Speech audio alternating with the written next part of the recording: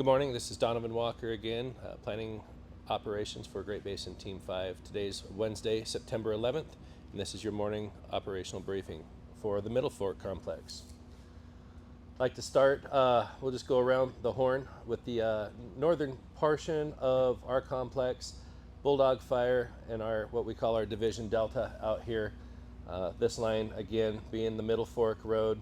And this is our line in the sand for the Bulldog Fire. We want to make sure the fire stays east of the Middle Fork Road, and that's largely been happening. A lot of the wind increases we've been having have been winds out of the southwest, so that's a wind vector about like this. And we're seeing some spread this way. This is an old burn scar. You know, we're fine with fire being in there. We don't want fire to impact any of the values at risk. Up in that Silver Plunge, Silver Creek area where our lookout is, all the way to the north end of the area that we're working in. And then there's other values at risk within there, Boiling Springs being one of them, some other structures that are in there. So all of that prep work we've been doing over the last several days, even upwards of a week, that's going to continue because we can continue to just improve on what we're doing until there's a time that it's impacted. There's always prep that can be done. We have to check all the pumps that are in there, the hose, make sure every day it's got to be tested. Have to make sure we got fuel in. We have to run the pumps every day to ensure that those protection measures are working. So if we need to implement them at a moment's notice, everything's ready to go. So it's continuous, as well as the road work that's going on completely around this area. I can tell you the goat fire to the north has been very active on the southern end, and it continues to move to the east and south, and it's getting very close to the Silver Peak Lookout as we speak. The Silver Peak Lookout is wrapped. We've done a lot of work to prepare for an event from our fire. It looks like it's going to be impacted from a fire that we're not responsible for to our north, but we continue to coordinate with that team and their operations folks to ensure that our values can be protected, even though they've got their own operational objectives for their fires. We continue to communicate the need to make sure that we have what we need, that we're talking with who we need to talk to make sure we're successful in our operation up here. Moving down to our piece of indirect line that we have planned between Bulldog and Nellie. We did a strategic firing operation on the inside of the fire, basically an active area that showed itself that it wanted to run from the bottom of a drainage up to the top of a ridge. When a fire does that, when it has wind that's not in our favor, it tends to get very intense, burn quickly, burn severely, which means it's taking all the vegetation in there, and then it throws spot fires when it gets to the top of the ridge up and over, and the wind carries it, in a superheated column usually, which allows those spots to travel far. So by us going in and the same ridge that it wanted to top out at, we started fire at the top of the ridge with using a drone, a UAS. They drop these little balls. They're smaller than a ping pong ball, and they hit the ground in various spots, and they start little fires, and it allows those fires to burn gently down. They develop a little intensity, and then they hit the next row of balls that we put there. So it really controls that heat as you're going down the hill, and we were able to take out fuels on the upper part of that slope, so as it ran up, it hit that, and it mellowed out. And so we think that was a very successful operation.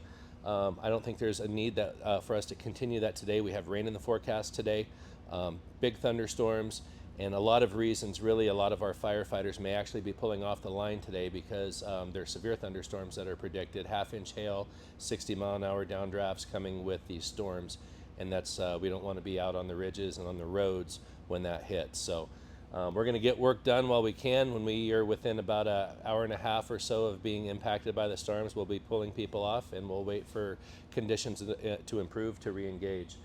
With that being said, I think we're good on this indirect line for today. We still have the resources here that will remain here.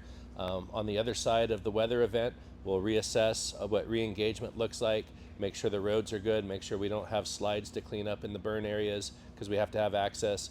We have to have our air support back to be able to, get people out of a bad situation if we need to. So we'll continue to make sure all of those are in place. Highway 17 corridor is looking very secure.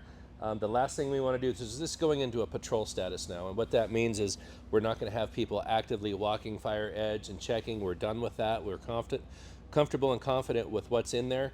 The last thing we want to do is put our unmanned UAS, our drone up with the IR capability, infrared, to be able to really take a hard look with science, right? To be able to make sure that we're good with what we're seeing, that the IR is not seeing anything different.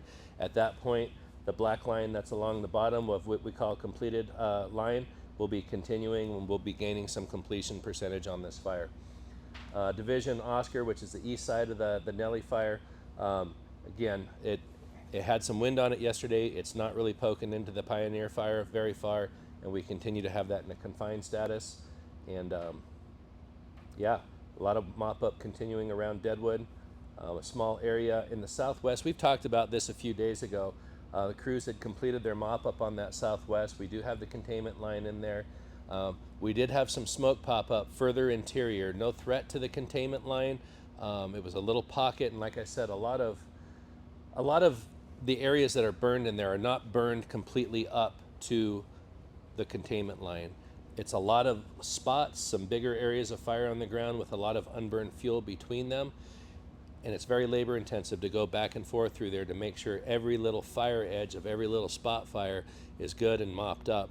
And sometimes something can hide out. You don't see it when you go through it. This one was deeper than so over 200 feet into the line, but it found a pocket it could burn in. The winds were up on it, and we just lost power. So at any rate, if you can still see me, we continue to mop that up today.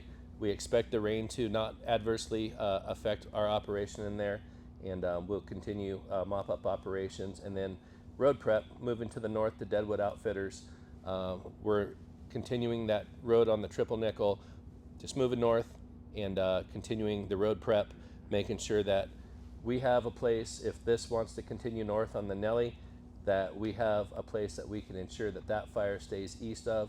And if by chance the goat fire wants to move to the west, we have some protection for those values at risk to the north around Deadwood Outfitters. So that is our plan. We also have a structure group that has several engines in it. I think we're up to 10 engines back in that structure group today.